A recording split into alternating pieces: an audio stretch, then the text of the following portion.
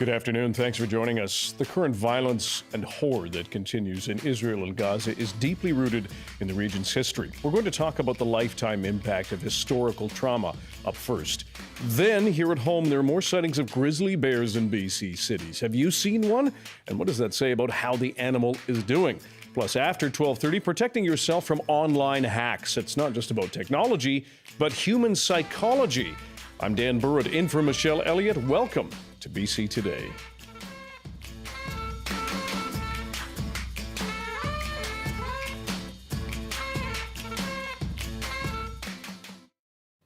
And thank you for joining us on CBC Radio 1, live streaming on CBC Gem, our website, cbc.ca/BC, and to those of you watching on the CBC Vancouver YouTube page.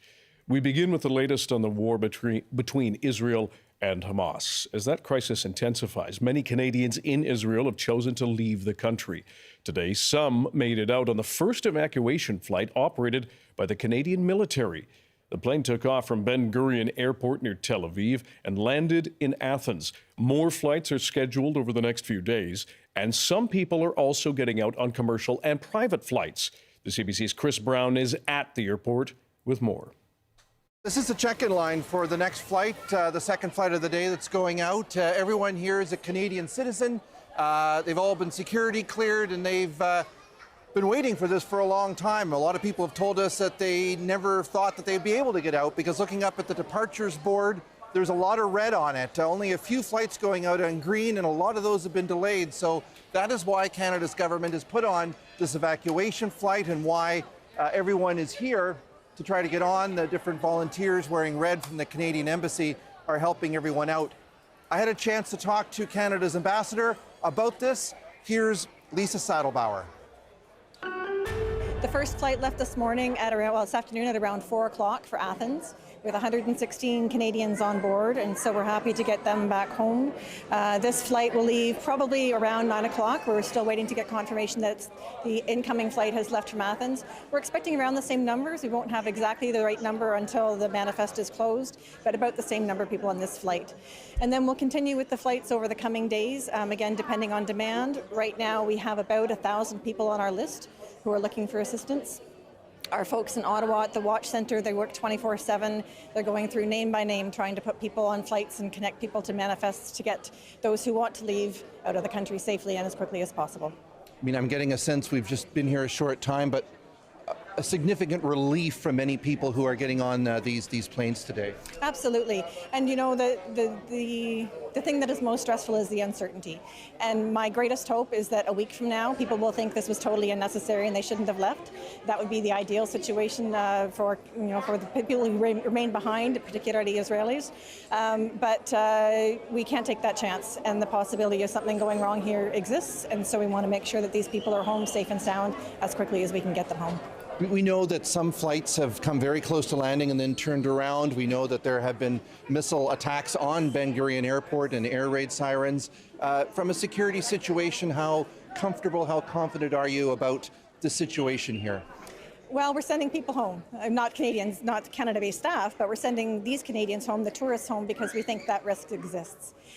Certainly, Canada Embassy staff have been in bomb shelters over the past week on more than one occasion, and so the risk is still live and present. And just in terms of the logistics here, what would you say your most significant challenges are? I think it's the numbers. You know, it's a complex operation. As I said, with more than 1,000 people that we know of on our list. We have 4,000 Canadians registered through the Registration of Canadians Abroad list.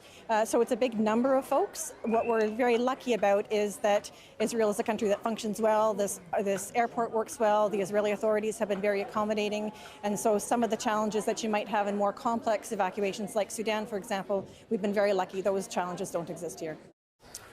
So in spite of that relief, there's also, from the people I've talked to, mixed feelings, because whether they've come here as a tourist or to see families or they live here, the events of the last week have been extremely intense. They profoundly affected many people.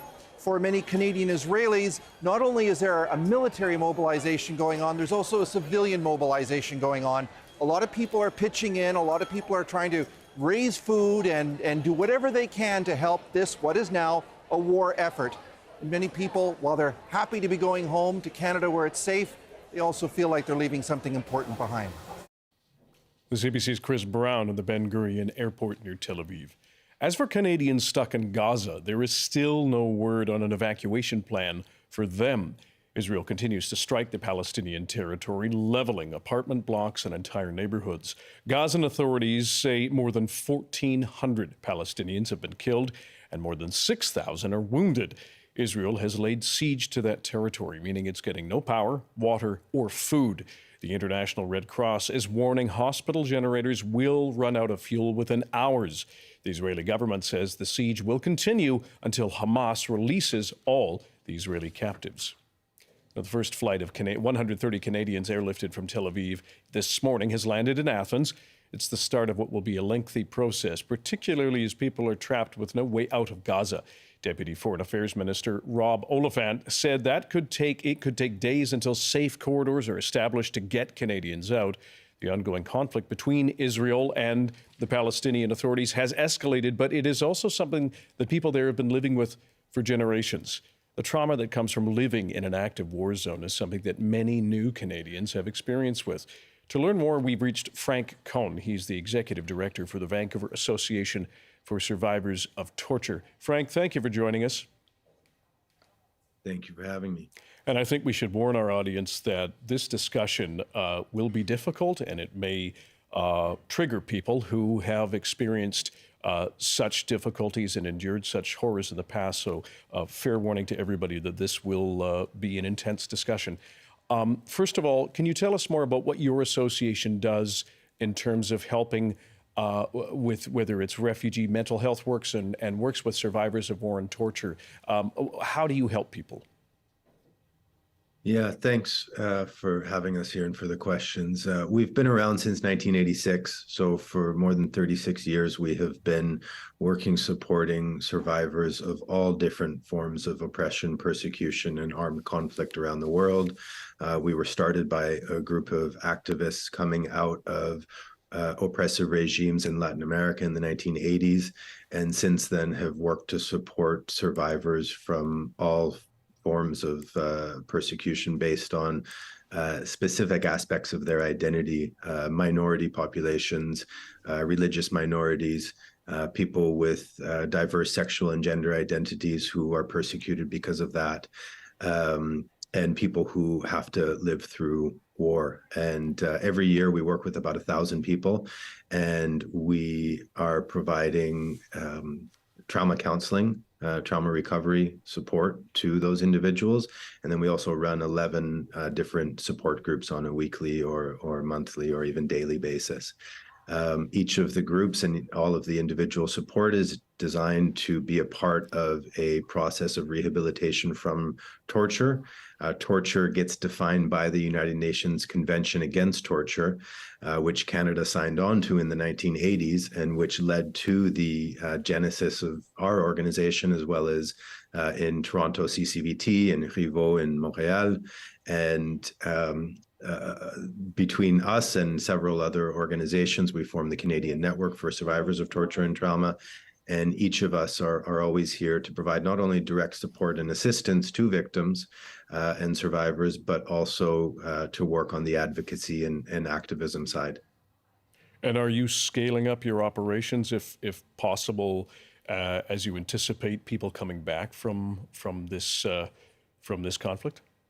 Unfortunately, always. Unfortunately, we are always in a process of scaling up operations because the number of forcibly displaced people around the world increases, the number of people who are dealing with or surviving torture increases, and the number of armed conflicts around the world themselves are increasing right now. So whether it's because of Syria, Sudan, Congo, Israel, Palestine, we are constantly, unfortunately, increasing the extent to which we are available, and also the languages and cultures of the individuals on our team who are able to provide that support to incoming folks.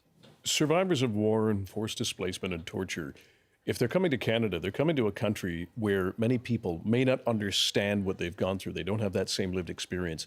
What are some of the common experiences that new arrivals have when they do land in this country?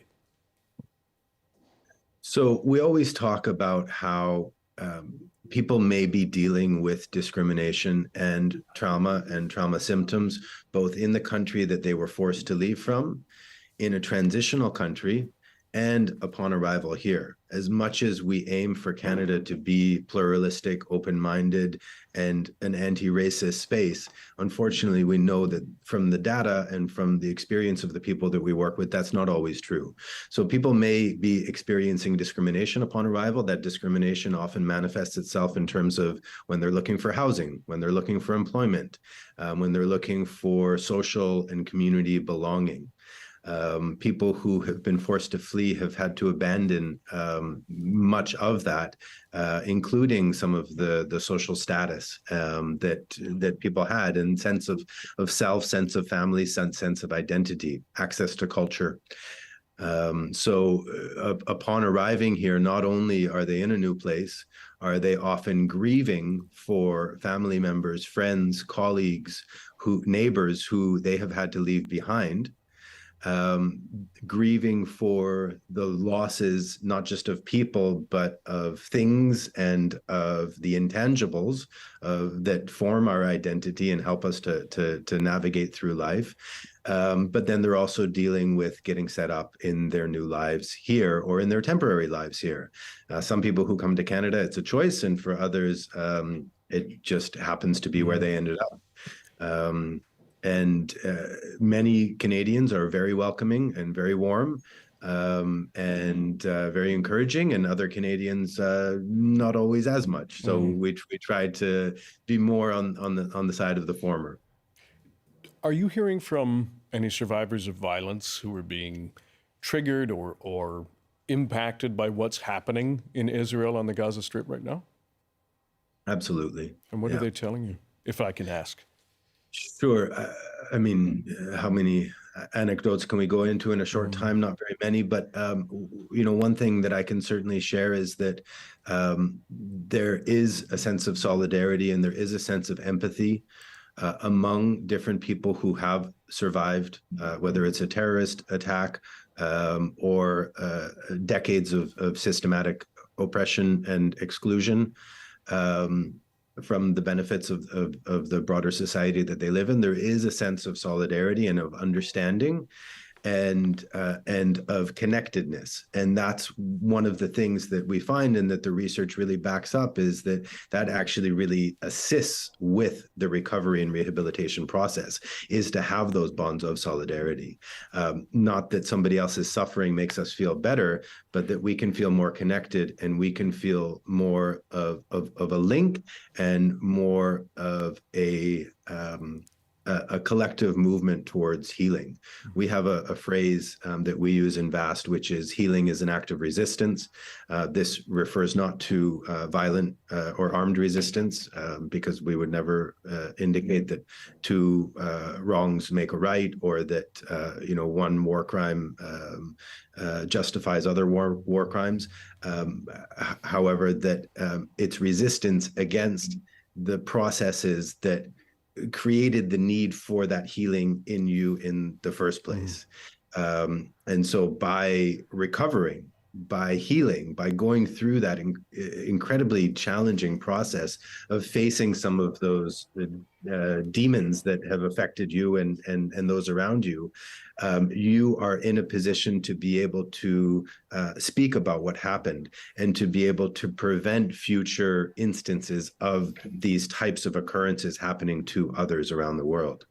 One of the things that we certainly find with this conflict and others recently is that Canada has a very strong ability to respond. We saw that very clearly with the Russian war in Ukraine, and that we are able to mobilize on all different levels of government and private sector and private individuals and families to support people fleeing from this violence. We've seen we can do it with some populations. We need to get to a place as a nation. We need to get to that level of maturity as a nation where we are able to do that with all those who are emerging from situations of horrible conflict. Frank Cohn, the Executive Director for the Vancouver Association for Survivors of Torture, thank you for sharing your time and your perspective with us. Much appreciated.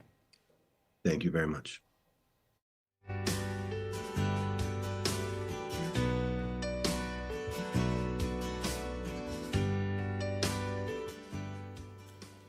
Back to this province now. People in some BC cities are on the lookout for grizzly bears, not black bears, grizzlies. Grizzly was spotted yesterday at an elementary school playground in Whistler, prompting RCMP to put out a warning.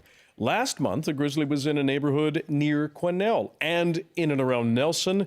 A grizzly mother and her 2 cubs have been spotted several times over the last 2 weeks. They were relocated last week, but are apparently back.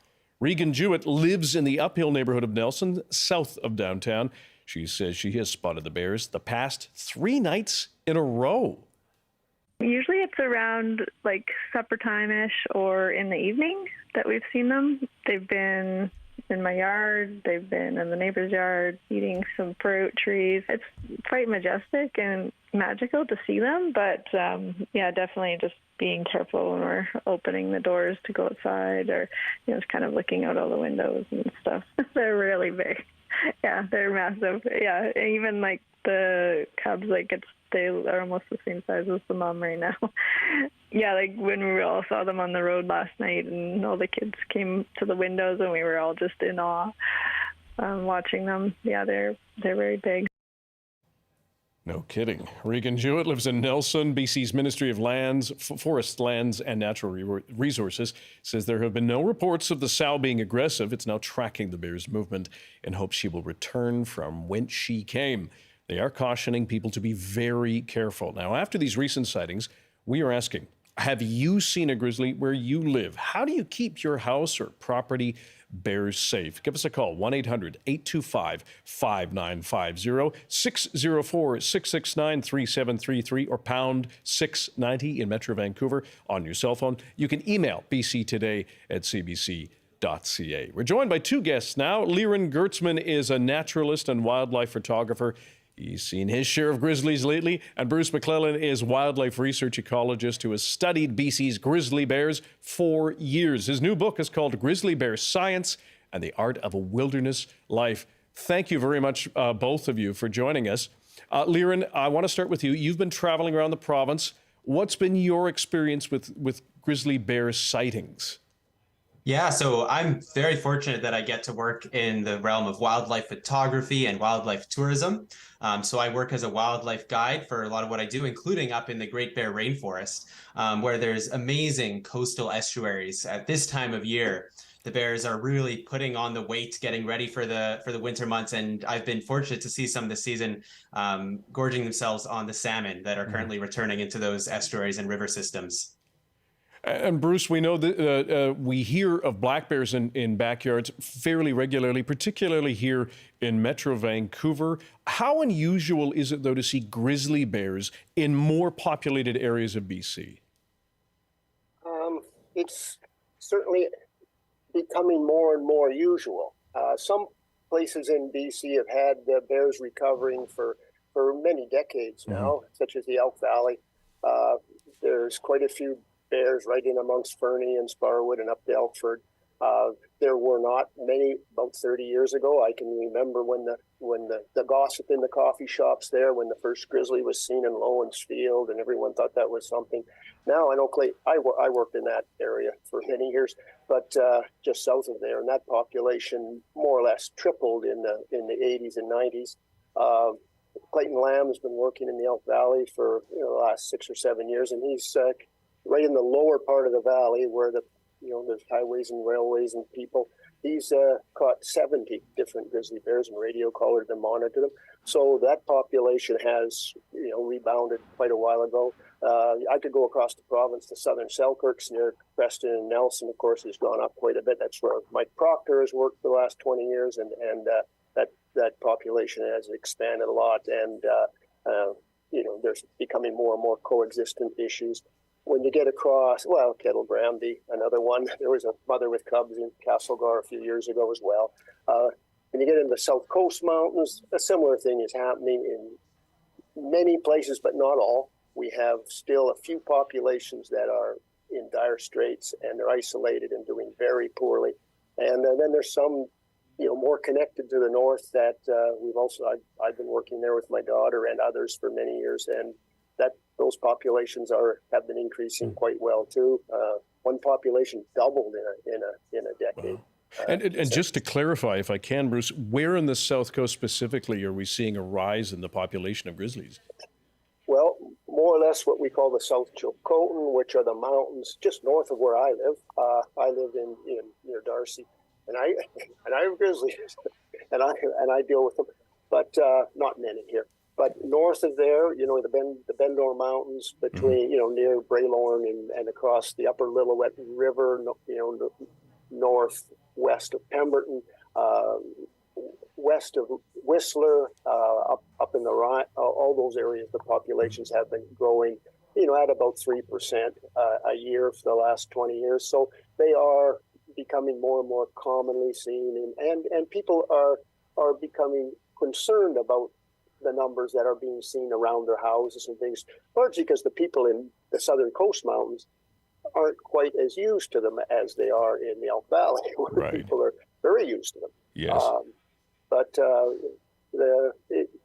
bears are habituating to people, and it's going to take time, but people are going to have to habituate a bit to these bears. Just before we get to our news break, and we are going to stick around for this topic after our news break at in and around 12:30. Bruce, is this a big change in their behavior? And if so, what do you think is causing it? No, I don't think it is a big change. Most of the bears, by far, you won't see. They're up in the mountains doing what they've always done up there. Their numbers are going up in the mountains. They're acting like bears. But some are finding food sources in the valleys where people live, and that's where the coexistence becomes can be a bit of a challenge.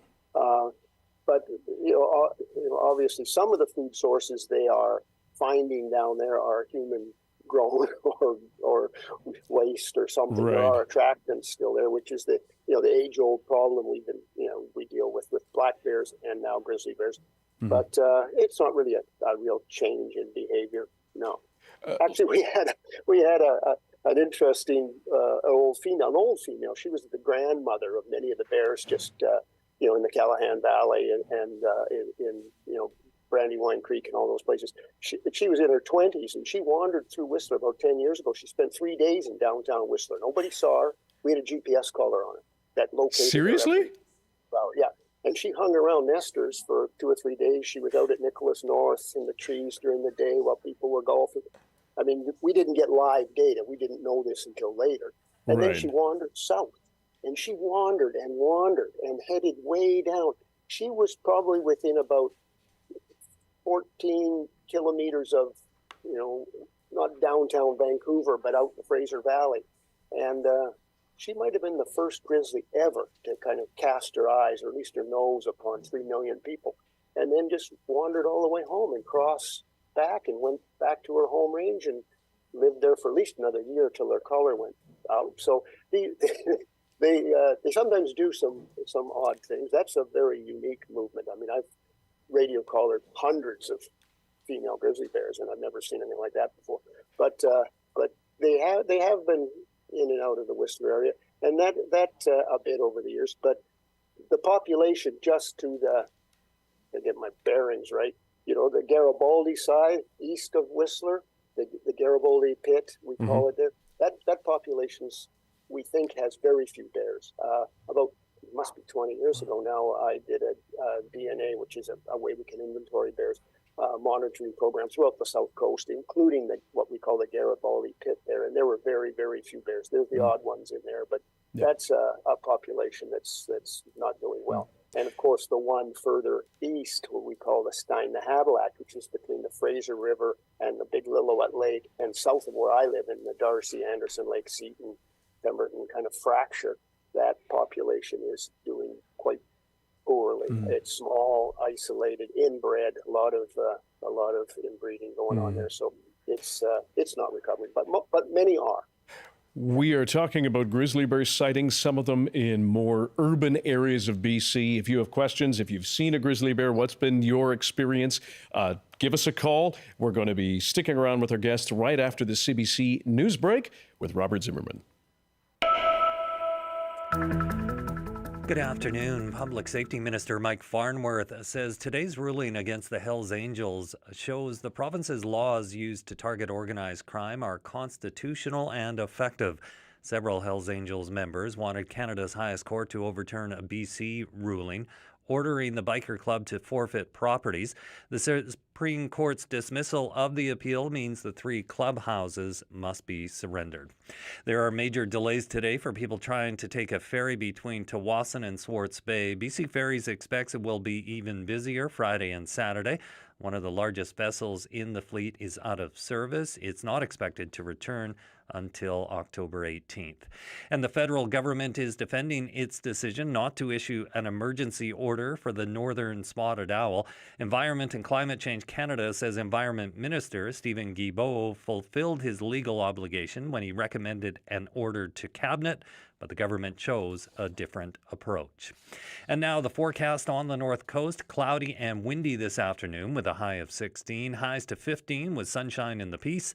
In the central interior, sunny with a high of 16 degrees, highs to 14 with a mix of sun and cloud in the Kootenays. In the southern interior, sunny with a high of 16. And for Metro Vancouver, Greater Victoria and the Fraser Valley, lots of sunshine this afternoon with highs up to 19 inland. I'll have more local news at the top of the hour. Now back to Dan with BC Today. Thank you very much, Mr. Zimmerman. Hello, Dan Burritt here in for Michelle Elliott on BC Today. You're live streaming us on CBC Gem on our website, cbc.ca/BC, and on our CBC Vancouver YouTube page. And of course, joining us on CBC Radio 1. We're talking about grizzly bears and reports that they are being sighted more often in more urban areas of BC. We have 2 guests with us. As we said, we have Liron Gertzman, a naturalist and wildlife photographer, and Bruce McClellan, wildlife research ecologist. Liron, I want to ask you, we have an emailer who wants to know if you can clarify how bears are doing now when it comes to salmon, because we are hearing reports of bears being emaciated due to a lack of salmon. Certainly, we've had concerns about salmon runs all across this province. Is it location? What can you tell us about that? Yeah, absolutely. So I can tell you that where I've been fortunate to spend some time working as a guide and photographer this season, what I saw was fantastic. I actually saw a lot of bears really doing quite well with lots of salmon in the streams. But of course, these things fluctuate from site to site and year to year. I'm not the one drawing the scientific analysis on those sorts of trends. But it was nice, at least in the locations where I guide up in the Great Bear Rainforest and around Vancouver Island, to get to see some healthy bears this season. Are you able to quantify it? Like, how many bears do you normally see if you're out on a guide expedition? Well, this is nature, right? It's wildlife. So the answer is it varies so much. A lot of these estuaries where we go to watch bears will have some bears that we see quite frequently. And one of the most rewarding things about being someone who is in this fortunate position to get to visit these places often is that we get to know the bears. We get to see them often. We see the bears often. One year we'll see them. The next year we'll see them again. So, anywhere from on a slow day, 1, on a high day, you can see like a dozen or more bears in an area.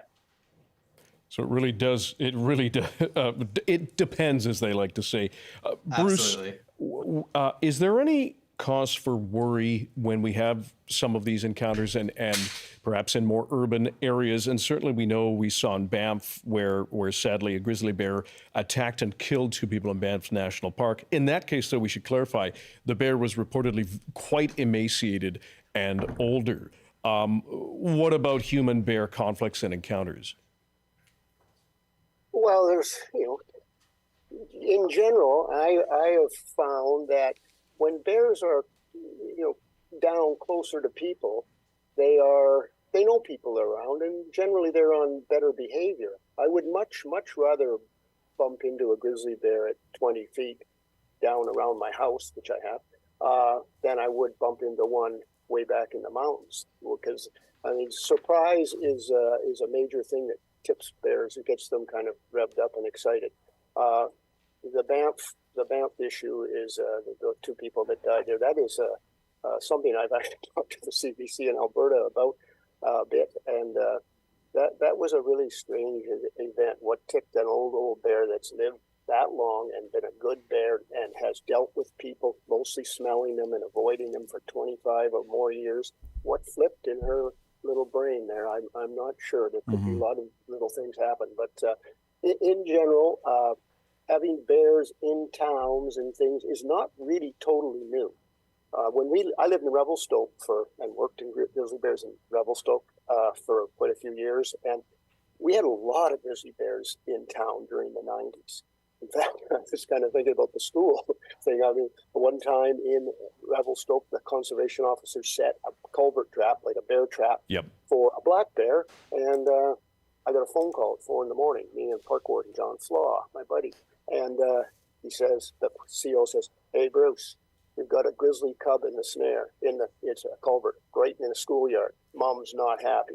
We can't get there till 8 a.m. Can you deal with it?" So there's Johnny and I going out in the pouring rain at 5 a.m, trying to deal with a mother grizzly in the schoolyard that has her cub in the trap. So these things have happened. You have to read the book to get the answer what happened. But anyway, that's a call that would wake you up, wouldn't it?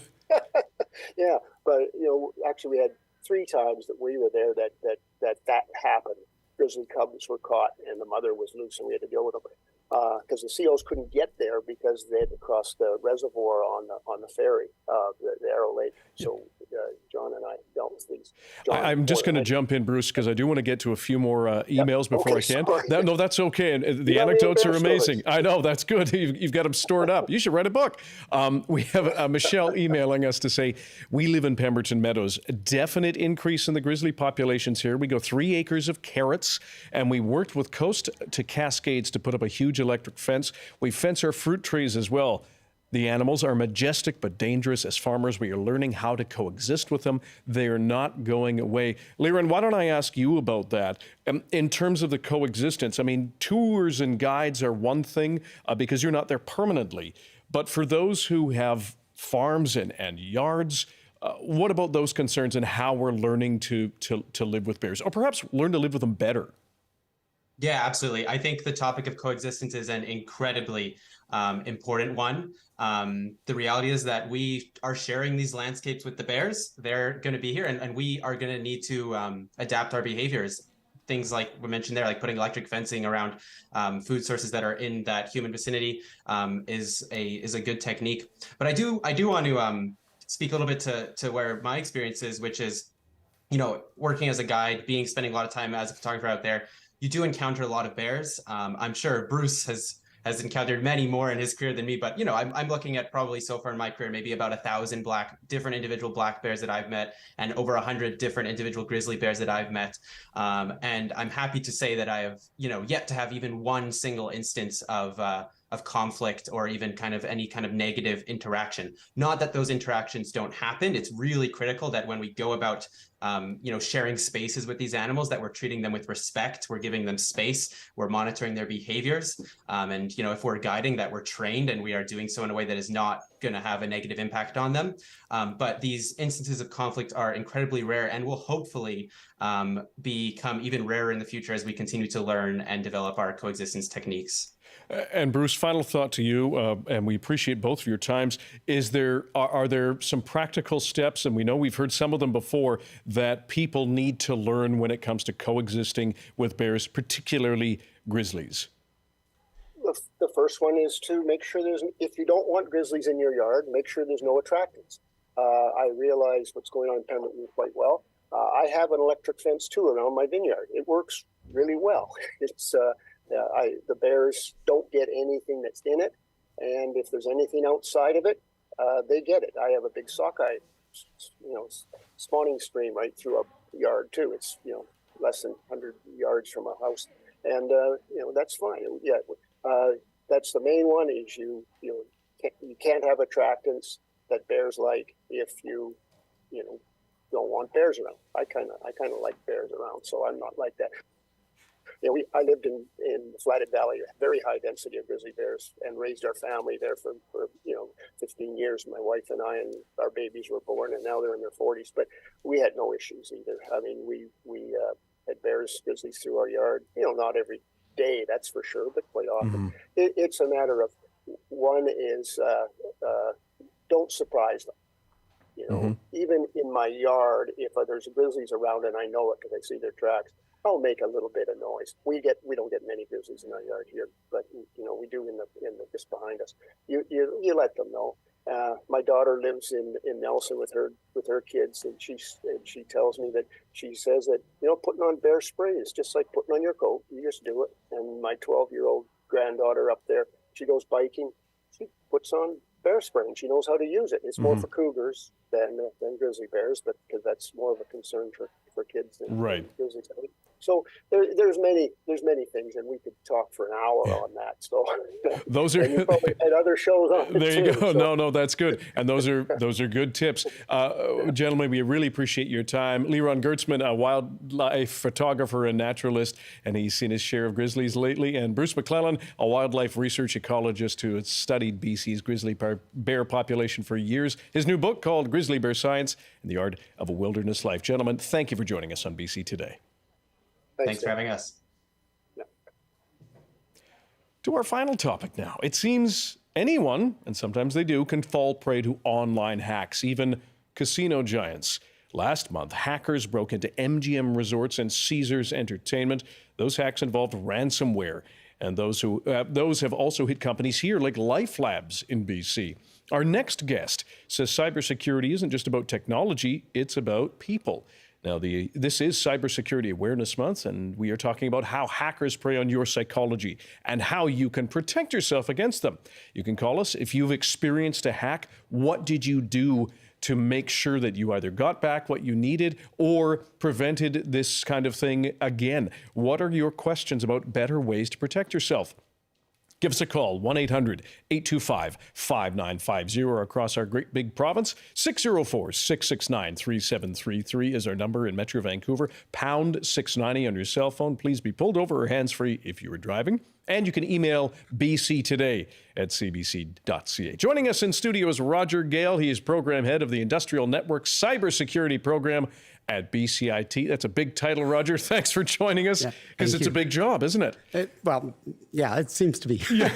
What did you make of those big hacks against MGM, Grand, and Caesars? Yeah, well, the thing about that, the MGM and Grand and Caesars was that MGM was hacked by an attack on one of the executive in MGM. Yes. So what happened was the social engineering group, and it's got this kind of strange name, Scattered Spider, went and did a profile of one of the executives off LinkedIn, and they learned all the details of what that executive did and who they were. And then they used that information along with, it seems like there was some password reuse there. And so one of the things I get my students to do in my class, I was subject to having my password hacked out of LinkedIn, of all places. Really? And For real? For this real. wasn't a school project? No, but in 2014. Really? And so I've got the 106 gigabyte database, so a very large database of billions of passwords that have been hacked. And I get my students to crack that password out of that group of passwords that have been hacked. So it seems like there'd been some password reuse. And so what ended up happening was the social engineering group called the IT Services Help Desk and got the IT Services Help Desk to reset their two-factor authentication to a different phone. You can put up the scenario of IT Services Help Desk needs to fix a problem. They're judged on their performance by the end user, by the person that's calling, and by the number of tickets they resolve. So they need to resolve this ticket. Right. And when someone calls in and says, "I've lost my phone, I can't find it anywhere. I have a new phone now, and I need you to reset it. I need to get into the system." So once they reset the two-factor authentication, then the attackers were in the system. Once they were just like that. And then once they're in the system, they went into the identity management system and created multiple identities. And what's really interesting about this is that MGM didn't know for about 6-7 days until the attackers started to shut off some of the other administrators so that they could gain access to their the things they could access. And once MGM discovered the attack, they shut down. Started shutting down the access of those administrators. Scattered Spider figured out that someone's detected us. So then they called in a ransomware group from Russia called Black Cat, which then started to encrypt all their data centers. Okay. And then they demanded a ransom somewhere around $30 million. Wow. And so, just like that over the course of 6 or 7 days. Yeah, it was probably 9 days before they actually, really started to shut everything down. Right. Yeah. I mean, and that is on a very large scale. Very large scale. We've certainly seen and heard anecdotally and from people who have been victims, individuals, about ransomware and cyber attacks. Interestingly, we know that many of us reveal a lot about ourselves online, whether it's Facebook, Instagram, Foursquare, Twitter. We give away the information. Is there specific information that hackers are looking for and can hone in on that perhaps we think is kind of innocuous, but they think, oh, that'll work? Well, yeah. If you answer a Facebook quiz that says, "What's your favorite dog's name?" And you start putting in your favorite dog's name, which might be your dog's name, and it might be the beginning of your password. Ah, okay. And so an attacker would use that to profile a potential password. And these days, with the way computing is, we can take that password and we can manipulate it with special characters and make that password into something you may use. Or most people do things like dog's name and birth date. We can figure those things out. And then we can try and get in that way. And it isn't just one person doing it, it's millions of people doing it. It's a whole fleet. It's a whole fleet. And so it's very easy to, if a company is a target for an attack, then you profile the people in the company and you attack the weakest point. Right. We are talking about cybersecurity. If you've been hacked, what was your experience? What were the steps you took? Did you know what to do if that happened to you? Give us a call now, 1-800-825-5950, 604-669-3733, pound 690 on your cell phone. Please be pulled over. You can email bctoday@cbc.ca. We're talking with Roger Gale. He's the head of the Industrial Network Cybersecurity Program at BCIT. Roger, you talk about how social engineering is used to manipulate people into giving information. How does that work? So if I develop a profile of an individual, what I do is I develop a frame. I look at the world the way that person would look at it. And then as a social engineer, what I'm trying to do is manipulate the frame of the world, the way the person looks at the world, into moving it a little bit the way that I want them to look at the world. So we see a lot of this taking place with elderly, for instance, where we see the elderly being taken advantage of because there's a frame given to them, there's a way of view of the world given to them that their son or daughter is in trouble, they're in jail. There's the grandparent scam. We hear about it all the time. You hear about it, and it always works, and it's not always. It works very often, and partly because we have this sense of urgency that's been developed in us by the social engineer. We need to solve this issue. We need to take an action right now, and that's what we're trying to do when we do social engineering, is just manipulate that frame enough that it'll make someone do something they wouldn't normally do. And beyond perhaps the urgency of the calls, because we know that we've heard about these calls that, Jimmy is in prison in some country, he only gets one call, and there's that sense of heightened emotion. Are there other things that people play on? Well, human emotion. Actually, it all comes from marketing. Well, thanks, marketing department at BCIT. I'm kidding. So with marketing, what you look at is how do you motivate people, and so what are the human motivating factors, and so there are lots of different factors that motivate us. There's a thing like scarcity. If it's not available, we want it. And we saw that with the Lansdowne is when it closed, when the Lansdowne, with the Landmark, when the Landmark restaurant closed down, it was packed. Right, but it was never packed before. So scarcity and there's all sorts of things involved in that. And then what you try and do is you take those motivational principles that come from marketing, and then you play on human emotions. Right. We've got greed, we've got urgency, we've got helpfulness, we've got all sorts of things we can play on. And so once you start to use those motivational factors on those human emotions, we can start manipulating people to do things they wouldn't normally do. Michael is calling us from Vancouver. Michael, what's been your experience with cyber scams? Hi, good afternoon. It was more, I had to get my Wi-Fi up and running, and I searched on my phone for a customer service number for TELUS. And I saw a number, and my phone was actually out as well because it was on our home Wi-Fi. And a number still came up, limited search, called it, talked to a person. He wanted me to verify my name and address. And then he, had me reset my Wi-Fi. And then he said, okay, I need to remote into your computer to just make sure that this component is in your setup was behaving properly.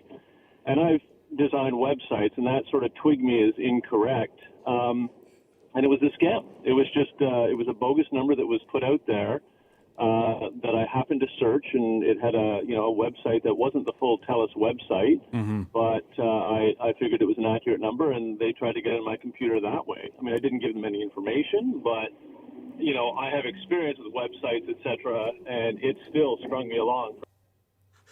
Wow, Michael, thanks for calling. We're glad that you were well equipped to deal with this. But Roger, we know there are a lot of people that are not. So what do you make of what Michael said? So I've encountered those things myself, and I've even been fooled myself. So yeah, it's not hard to be fooled. And that's the problem with this stuff is it becomes more and more pervasive. I want to give you an idea of some of the things these attackers think about. Amazon. Yeah. Right? Amazon.ca. What if I make that O in Amazon a Cyrillic O? And then I register that domain. Right. I can build an Amazon-like website that looks very much like Amazon, but isn't. And Amazon will shut that down fairly quickly. I can guarantee that. But I would imagine so.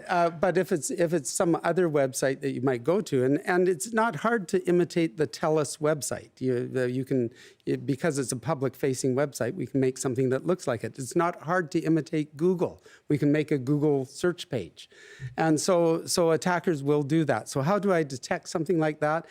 It's usually looking for those things that are a little bit different from the way that it should be processed, right? And so this comes down to awareness and education. We really need a lot more awareness when we're out there giving away our information. And we also need a lot more education on how to detect differences in websites, emails, and so on, and text messages. Now you're getting lots of those. Oh yeah, yes, and the private calls from wherever they are. Yes. I think we have another call on the line. Wilhelm is joining us from Port Moody. Wilhelm, what's been your experience? Yeah, hello.